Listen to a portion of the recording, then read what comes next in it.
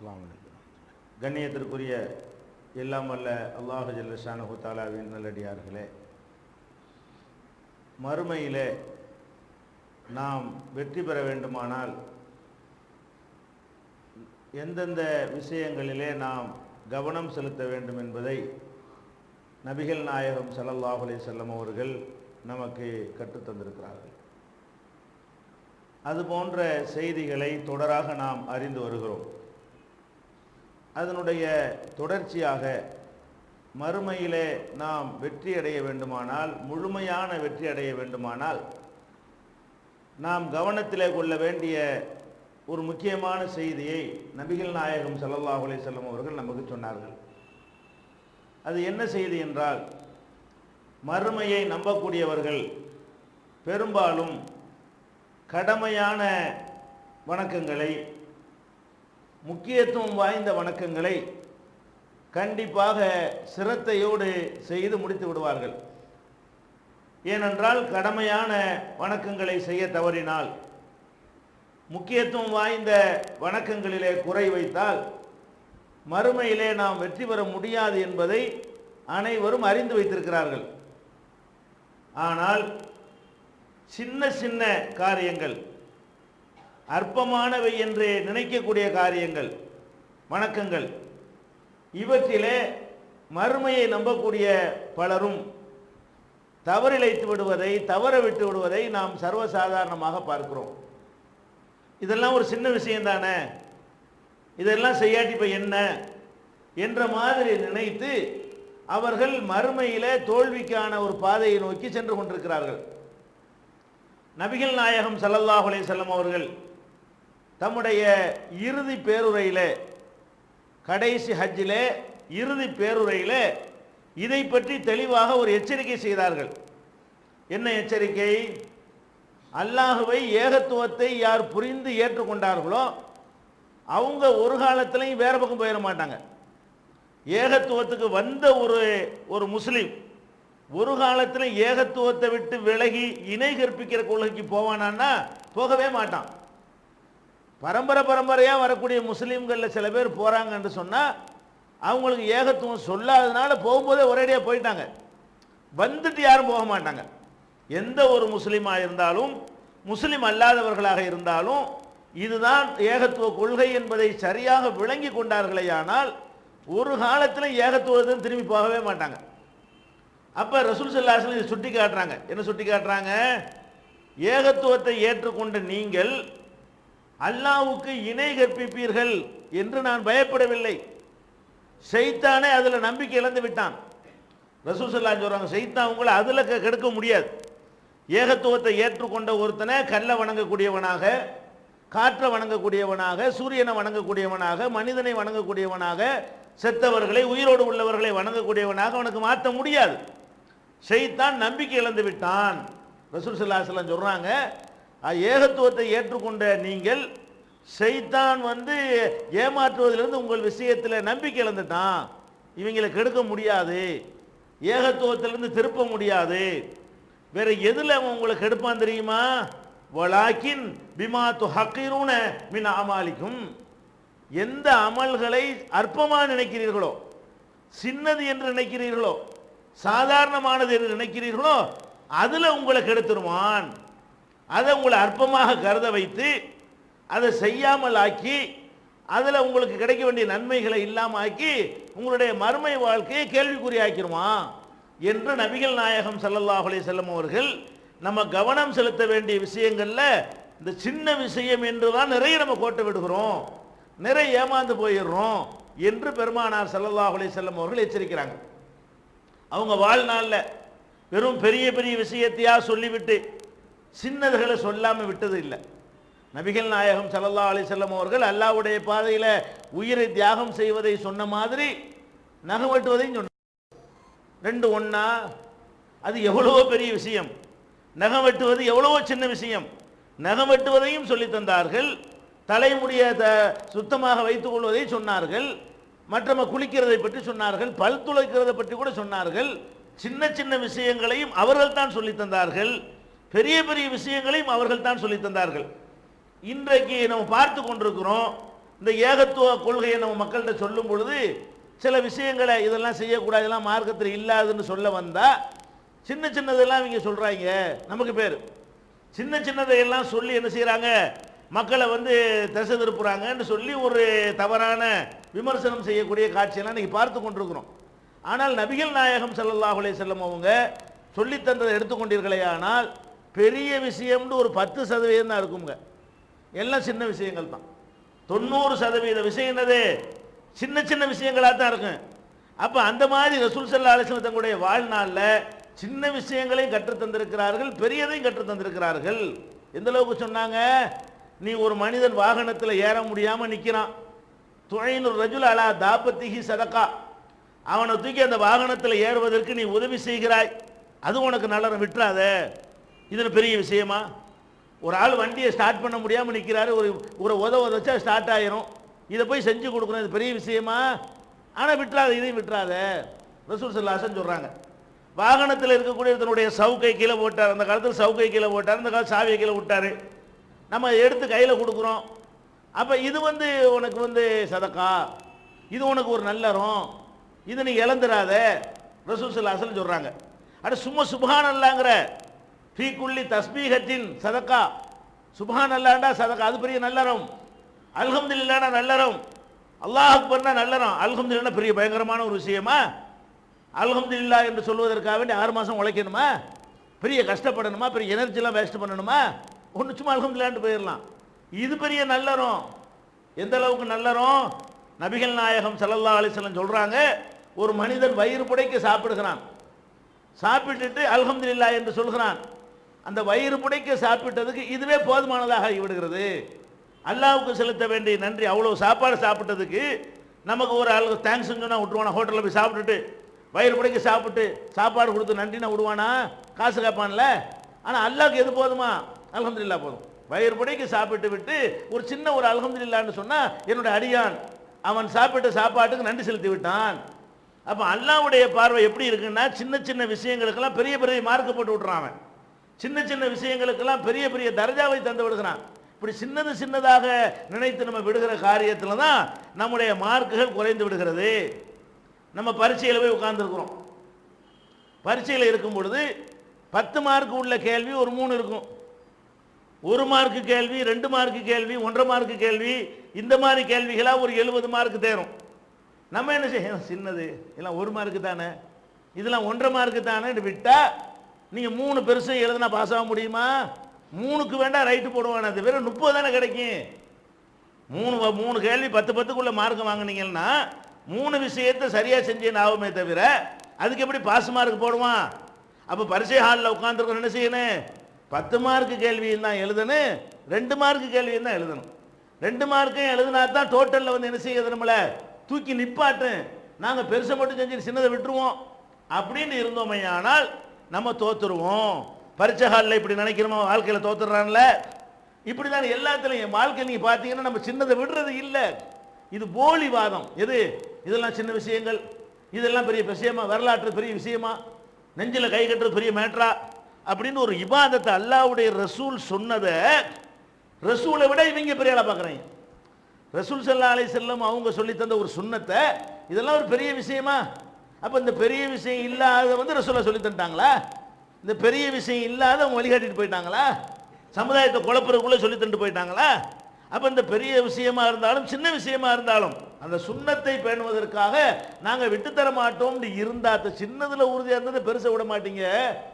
சின்னதில் எப்போ அலட்சியமாக இருந்து நான் கேட்குறேன், இப்போ உலக வாழ்க்கையில் நீங்கள் இப்படி என்னைக்கா நடந்திருக்கிறீங்களா?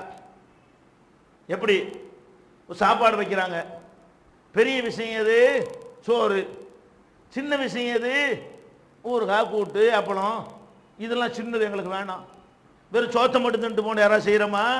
அந்த பெரியதை சாப்பிடுவதற்கு எதையும் சேர்த்துக்கிறோம். அப்போ நீ சாப்பிடும்போது அப்படி செஞ்சு இருந்தா இதுலையும் செஞ்சுட்டு போ. சாப்பாடு தட்டில் உட்காந்துக்கிட்டு நான் பெருசை மட்டும் எடுத்துக்கிற வேண்டிய சின்னதை விட்டீங்க, அது 72 வகையை வச்சு சாப்பிட தானே செய்கிறோம். பெருசையும் நம்ம விடுவதில்லை. அந்த பெருசுக்கு சுவை ஊட்டுவதற்காகவும் அது ஒழுங்காக ஜீரணமாவதற்காகவும் என்ன செய்கிறோம், சின்னதுகளை கொஞ்சம் கலந்துக்கிறோம்.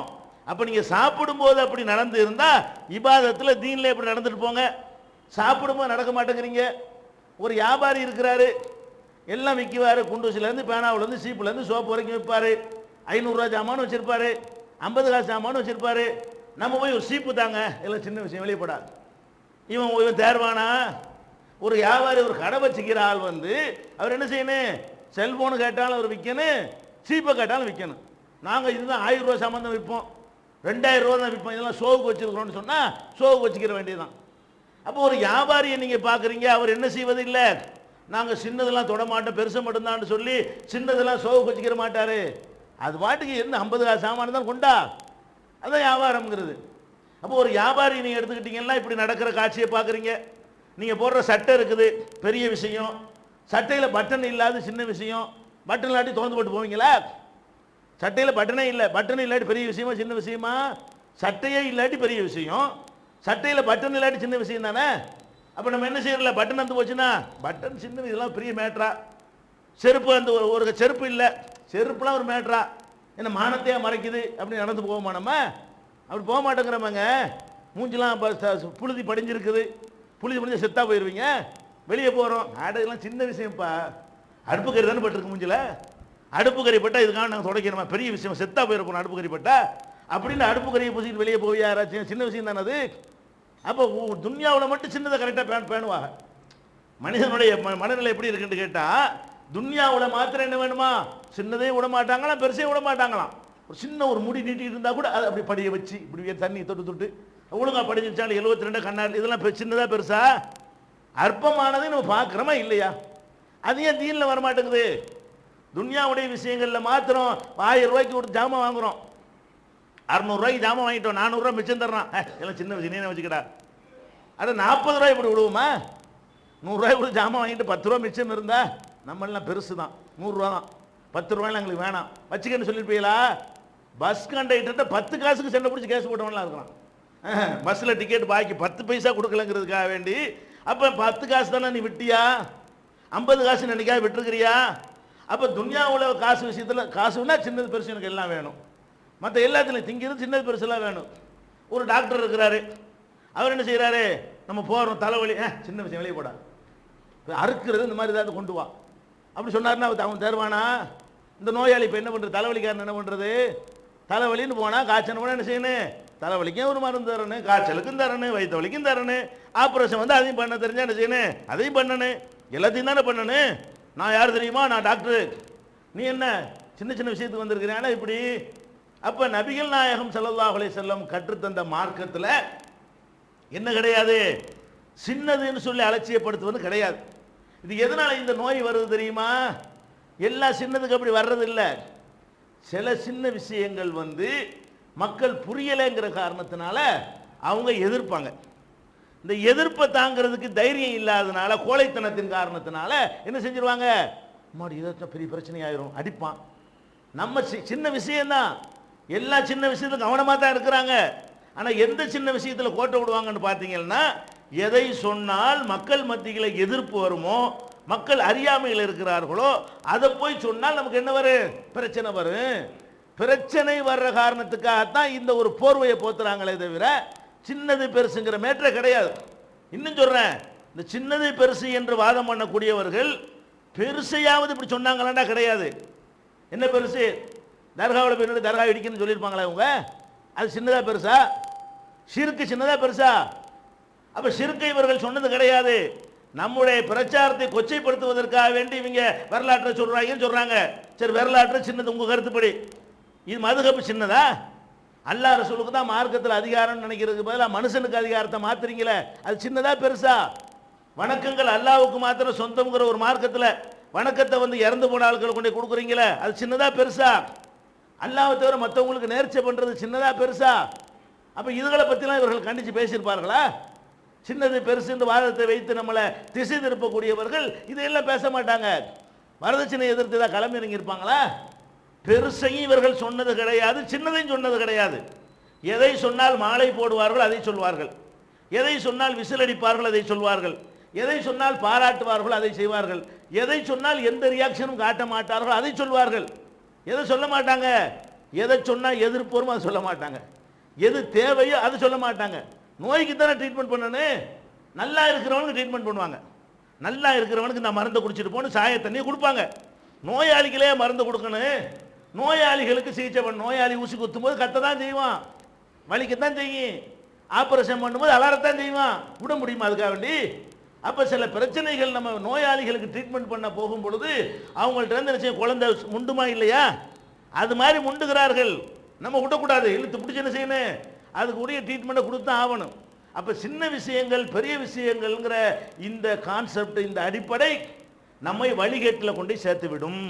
நபிகள் நாயகம் ஸல்லல்லாஹு அலைஹி வஸல்லம் சொன்னார்கள், ஈயாக்கும் வ முஹதஸாத்தில் உமூர், எனக்கு பிறகு உருவாக்கப்படுகிற காரியங்களை விட்டு உங்களை நான் எச்சரிக்கிறேன்.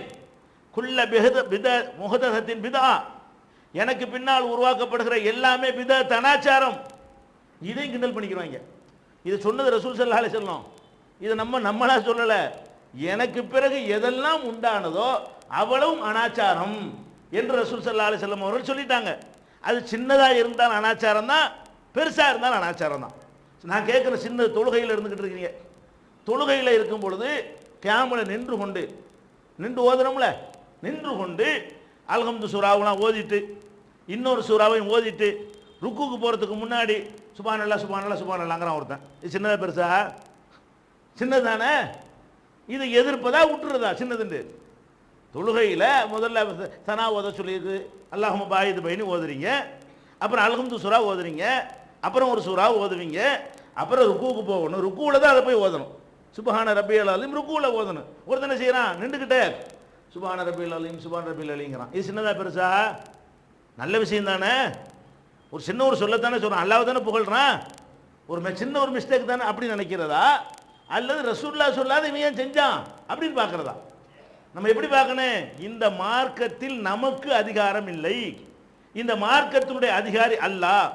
அல்லாஹ்வுடைய மார்க்கத்தில் அல்லாஹ் தான் மாற்றங்களையோ திருத்தங்களையோ செய்ய முடியுமே தவிர நாம போய் எந்த ஒரு மாற்றத்தையும் எந்த ஒரு திருத்தத்தையும் செய்ய முடியாது.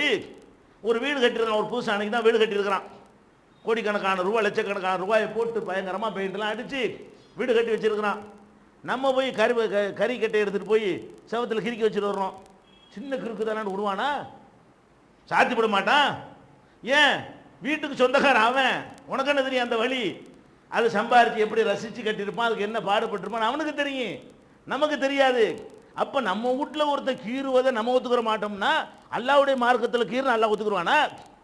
அல்லாஹ்வுடைய ரசூலுடைய அதிகாரத்தில் நீங்கள் தலையிட்டுக்கிட்டு நீங்கள் போட்டு சரி நான் ஒரு கோடை போடுவேன்னா அது ஒத்துக்குருவானா?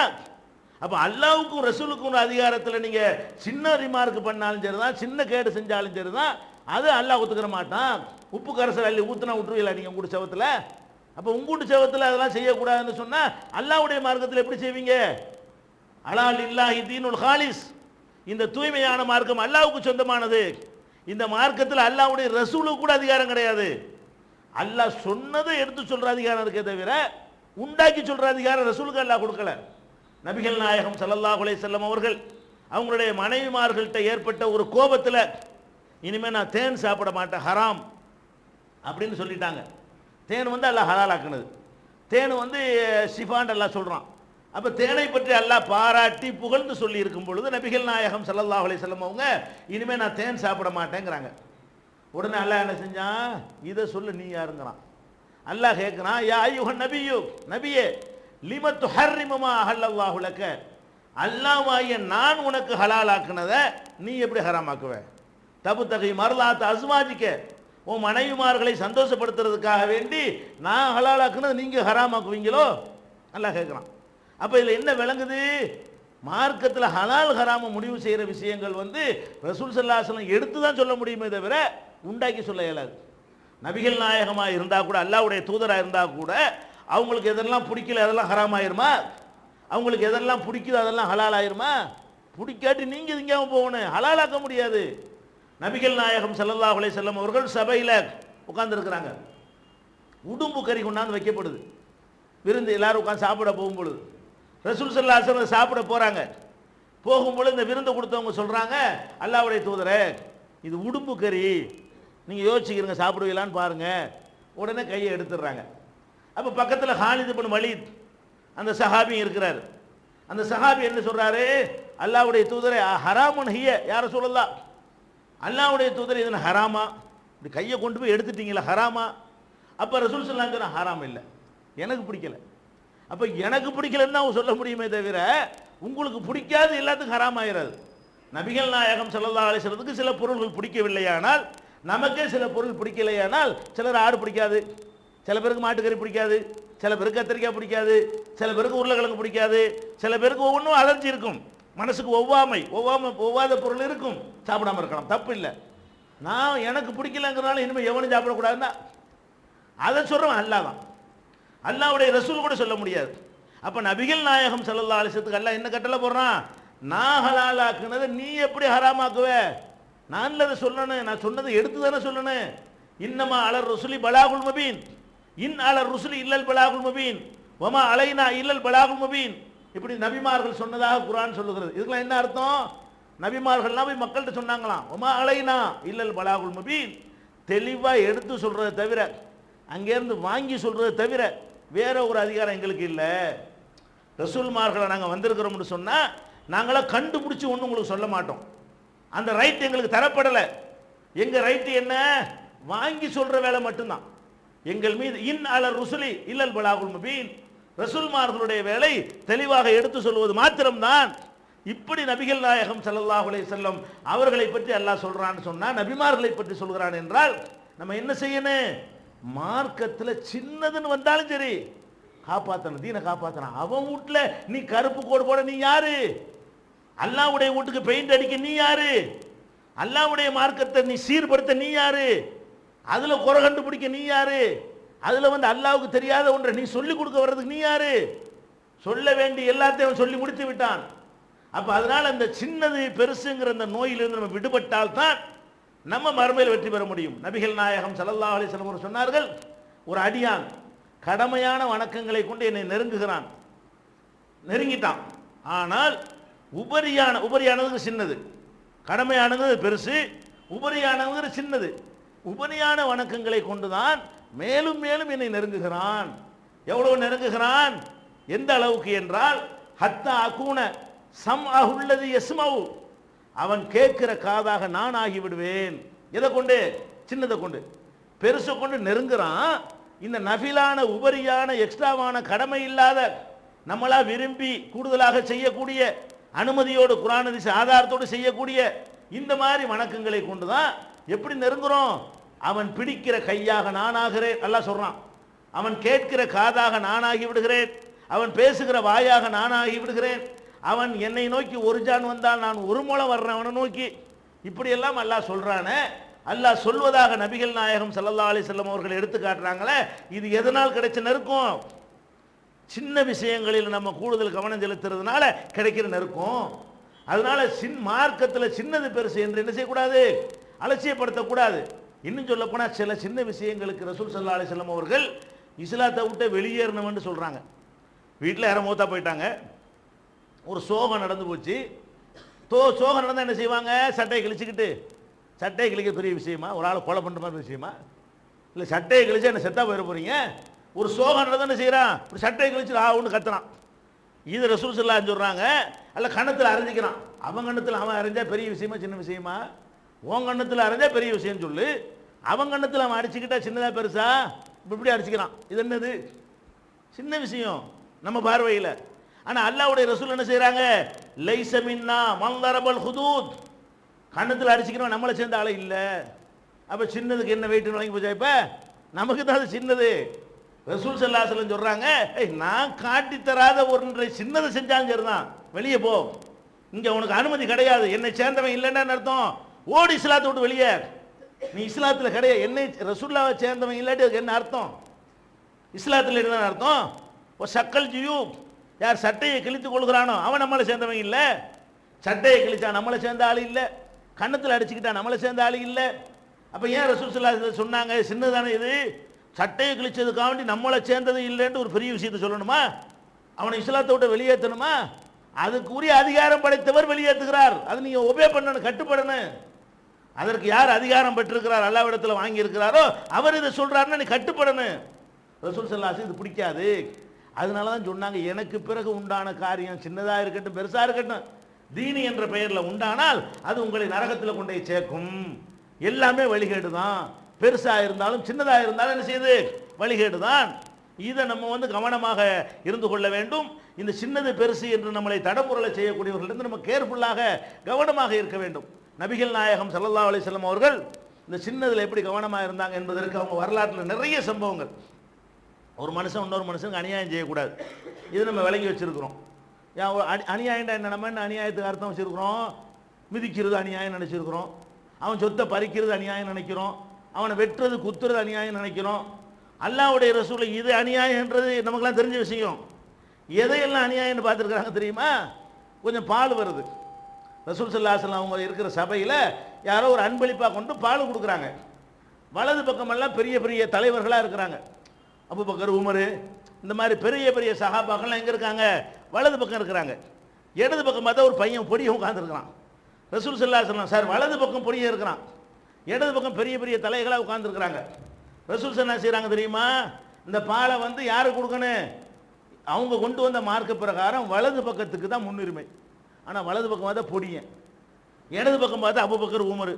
இதை கொடுக்கணும், யாருக்காவது கொடுக்கணும். அப்போ ரசூல் என்ன பண்ணுறாங்க?